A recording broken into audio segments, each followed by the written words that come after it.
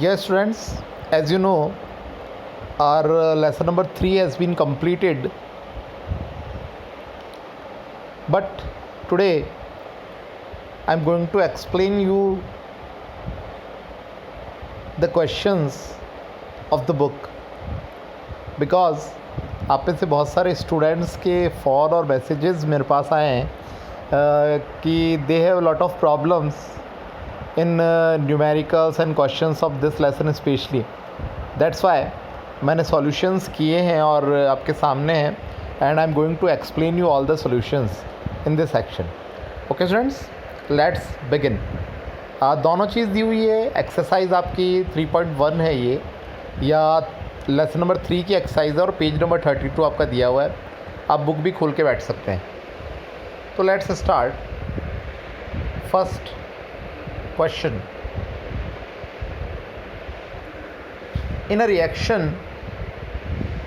5.3 gram sodium carbonate react with 6 gram of acetic acid. अब देखिए, सब कुछ चीज़ आपके सामने गिवन है, सब कुछ आपके सामने दी गई है.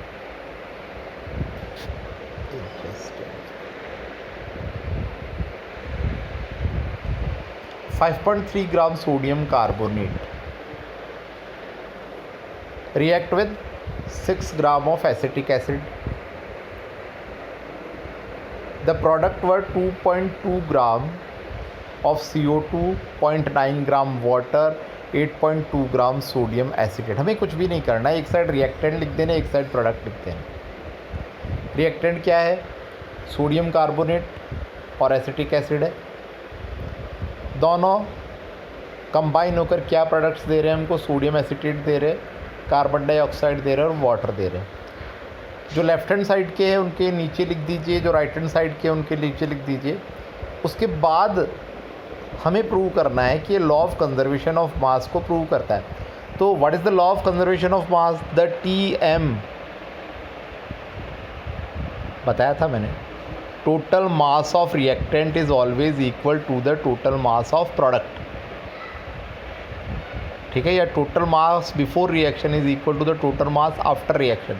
तो इन दोनों को प्लस कर देंगे, लेफ्ट हैंड साइड को और राइट हैंड साइड को, और LHS इक्वल टू RHS अगर हमारा आ जाता है, इट मीन्स वो law of conservation of mass को प्रूव करता है. और अगर नहीं आता है तो नहीं करता है. इसके अंदर आ जाता है क्योंकि हम लोग इन दोनों को प्लस करते हैं, तो हमारे पास कितना आएगा? 11.3 आएगा. और फिर वापस इन सबको प्लस करेंगे तो भी हमारे पास क्या आएगा? 11.3 आएगा. तो LHS इक्वल टू RHS होते ही ये प्रूव करने लग जाता है कि it is based on the law of conservation of मास. बहुत सिंपल सा क्वेश्चन है ये. सेकंड क्वेश्चन में आ जाते हैं. Hydrogen and oxygen combine in ratio 1 by mass form water. आपको पता है H2O, इनका जो रेशो होता है 2 और 16. अगर इनका रेशो हमने पहले भी पढ़ाया था मैंने आपको कि इनका रेशो क्या होता है? 1:8 होता है. 1:8 में कंबाइन होकर ये क्या बनाती है? वाटर बनाती है. What mass of oxygen gas would be required to react completely with the 3 gram of hydrogen gas? 3 और X वही अपना क्रॉस मल्टीप्लिकेशन वाला सिस्टम, 24 ग्राम हो जाएगा. देखिए, बहुत सिंपल सी बात है. हाइड्रोजन और ऑक्सीजन का रेशो है 1:8. अगर हाइड्रोजन 3 लेंगे तो ये X हमें फाइंड करनी है, वही हमारा क्रॉस मल्टीप्लिकेशन वाला सिस्टम. तो X की वैल्यू कितनी हो जाएगी? 24. सिंपल सी बात है, बहुत सिंपल से. सोल्यूशन भी किया हुआ, आप स्क्रीनशॉट ले सकते हैं क्लियरली उसका. ये 2 क्वेश्चंस हो चुके कंप्लीट. इन 2 क्वेश्चंस को मैंने सेपरेट कर दिया, आप उनका अलग से स्क्रीनशॉट ले सकते हैं. ओके, तो आगे बढ़ें.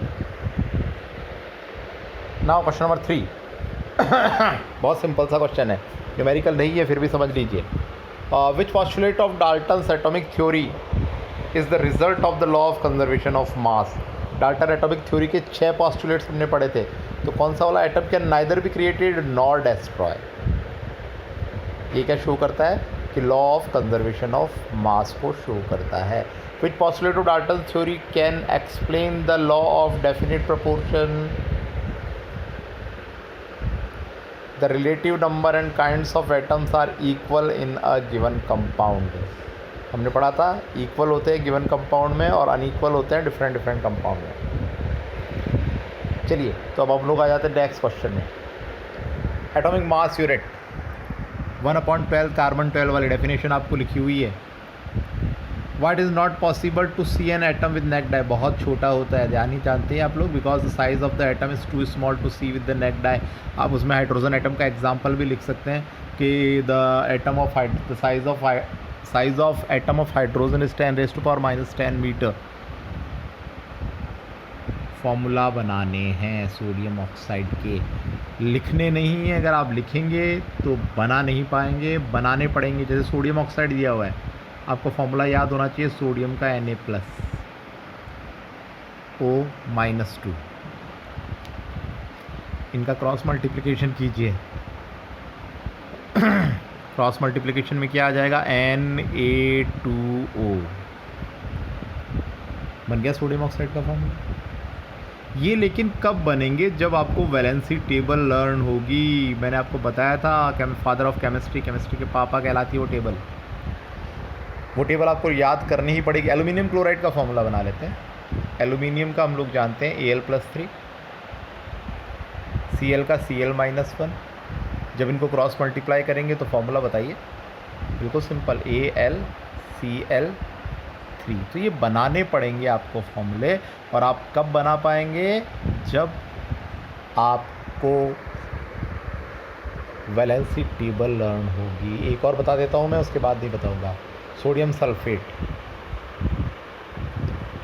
Na+, sulphate SO4-2, cross multiplication करेंगे Na2SO4।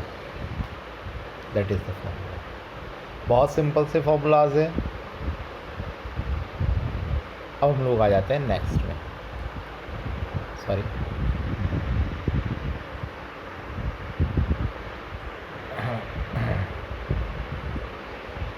ये सारे कंप्लीट हो गए आपके। ये सोडियम सल्फाइड है, सॉरी, बड़े अच्छे, sodium sulphide not sodium sulphate. जो मैंने आपको बताया था सोडियम सल्फेट का बताया था। सोडियम सल्फाइड का क्या होगा, सोडियम का Na, सल्फाइड का S-2 होता है। तो फॉर्मूला क्या बन जाएगा, Na2S। वो सल्फेट का होता है, तो पहले हमने पढ़ा था। ठीक है,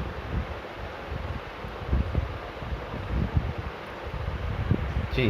तो कम्स टू द नेक्स्ट।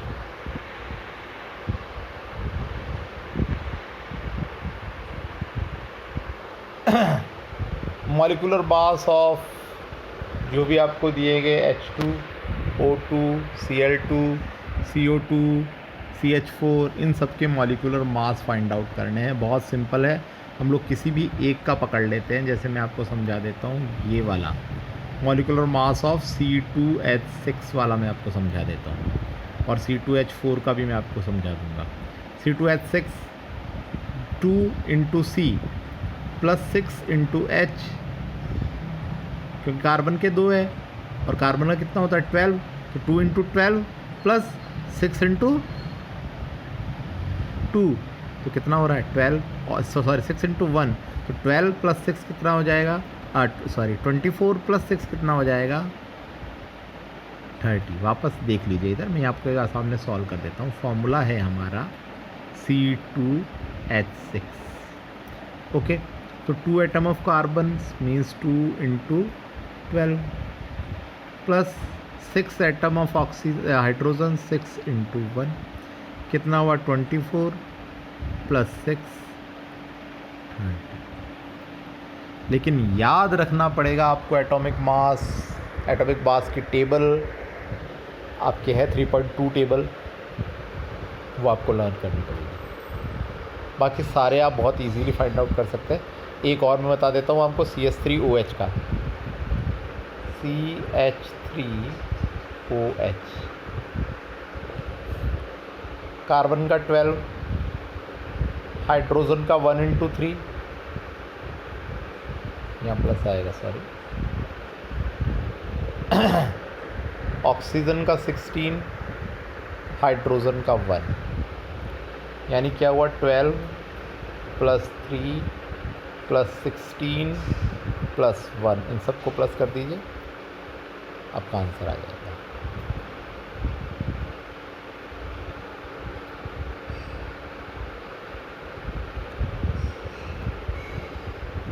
इस तरह से आप atomic mass find out molecular mass find out कर सकते हैं।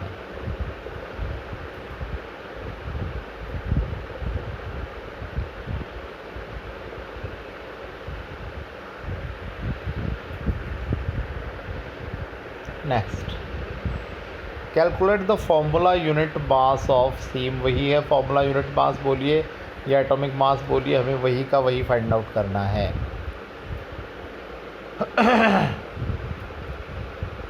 जिसका भी फॉर्मूला यूनिट मास दिया हुआ है ZnO का Zn + O, Na2O का 2Na + O, ठीक है ना, सेम उसी तरीके से फाइंड आउट करना है।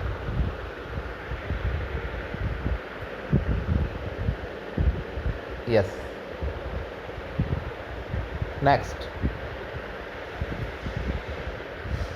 If 1 mole of carbon atom weight 12 grams, what is the mass of the 1 atom of carbon. बहुत सिंपल सा क्वेश्चन है। कार्बन एटम के 1 मोल का वेट 12 ग्राम है, ये हमें पता भी है क्योंकि हमने पढ़ा था 1 मोल = इट्स एटॉमिक मास। और 1 मोल कार्बन एटम में कितने एटम होंगे, 2-3 बातें पढ़ी थी। 1 मोल = atomic mass = number of atom, यानी 1 मोल = एटॉमिक मास = एवोगैड्रो नंबर, तीनों सेम होती है। तो 1 मोल 12 और ये हमने लिख दिया। अब कार्बन एटम का जो मॉलिक्यूलर मास है वो तो हो जाएगा 12 ग्राम एक एटम का, और 1 कार्बन एटम का फाइंड आउट करने के लिए हम लोग क्या करेंगे, इन दोनों को डिवाइड कर देंगे। जब हम लोग डिवाइड करेंगे 12 से तो इसका आंसर आपके सामने आ जाएगा। डिवाइड में थोड़ा सा आपको ध्यान रखना है, ये उसी तरह से है, ये 12 और 6.022 × 10⁻23, तो पहले तो ये 23 ऊपर जाएगा, तो 12 × 10⁻⁻23 हो जाएगा, और नीचे हो जाएगा 6022 30 इसके, और एक बार अगर हम लोग ऊपर लेके चले जाएं डिवाइड, या आप डायरेक्ट इसी को डिवाइड कर दीजिए, जो भी आंसर आ जाएगा लगभग अप्रॉक्सीमेटली, आप इसको काट के 2 भी लिख सकते हैं। अप्रॉक्सीमेटली 2 × 10⁻⁻23 भी आप आंसर लिख देते तो वो भी आपका सही हो जाता है।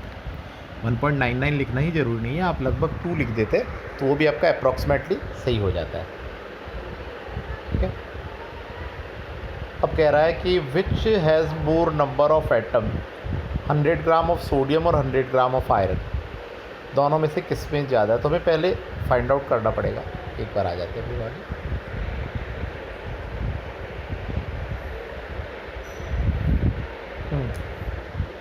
एटॉमिक मास सोडियम का 23 होता है और एटॉमिक मास आयरन का 56 है, ये इसको दिया हुआ है, लेकिन कोई ज़रूरी नहीं आपको एग्ज़ाम में दिया जाए, इसलिए आपको याद करना पड़ेगा। अब हमें नंबर ऑफ़ एटम कैलकुलेट करने हैं 100 ग्राम में। 23 ग्राम सोडियम में इतने हैं, 1 ग्राम में, वही मेथड इन्होंने यूनिटरी मेथड बता रखा है। और मैंने जो आपको बताया था पहले वो क्रॉस मल्टीप्लिकेशन, आप कोई से भी मेथड से यूज़ कर सकते हैं, ये भी बहुत अच्छा मेथड है। फॉर्मूला यूज़ करना बिल्कुल वर्थलेस है इन माय ओपिनियन, ये भी बहुत अच्छा मेथड है कि 23 ग्राम में कितने एटम कंटेन होते हैं हमें पता है, 1 ग्राम में अपन लोग निकाल देंगे यूनिटरी जो हमने किया, और 100 ग्राम में डायरेक्ट आंसर आ जाएगा, और सेम इसी तरह से दोनों आ जाएंगे, तो आप आंसर इसको लिख सकते हैं। ओके, तो ये क्वेश्चंस मैंने कर दिए हैं, ये क्वेश्चंस आपको सॉल्व करवा दिए हैं, इसलिए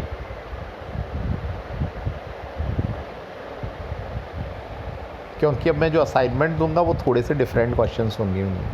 ये तो करने ही आपको सोल्यूशन, ये कीजिए, आप अपनी कॉपी पे भी कीजिए, इसके अलावा असाइनमेंट भी मैं दूंगा, वो भी आपको करना है। और अब कोर्स पूरा हो गया है, तो ट्यूसडे से we are going to start the test schedule आपका आपकी क्लास के टीचर्स जो भेजेंगे उसमें देख लीजिएगा। ट्यूसडे को काय का टेस्ट है, किस सब्जेक्ट किस लेसन का टेस्ट है। और वैसे मैं बता देता हूँ आपको, मैं सेल का टेस्ट लूँगा सबसे पहले, ठीक है।